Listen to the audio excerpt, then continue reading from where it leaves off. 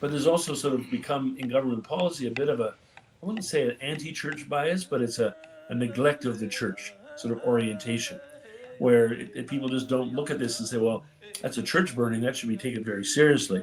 We would have taken it very seriously in the 60s, not so much now, which is just kind of an interesting thing. But there's also other ambiguities.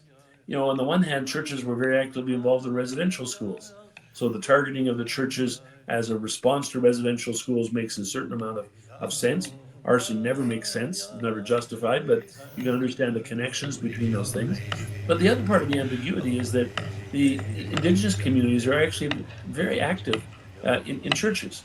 When the Pope came, they showed up by the thousands of people. The United Church and Anglican Church have very strong indigenous presbyteries. They have strong local churches that are run and served by indigenous ministers. So there's been of this sense that all First Nations, all Métis, all Inuit must really hate the church. I think, well, no, actually, a whole bunch of them are very active in the church, and I wonder, does any of that help explain the ambiguous response of policymakers?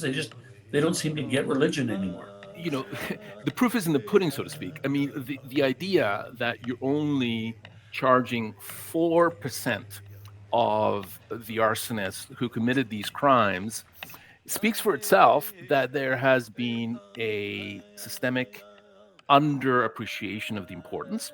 And that's what my concern is, right? Like, I'm not coming at this from, obviously, I care about law and order, but I'm not coming in from a law and order perspective, Ken.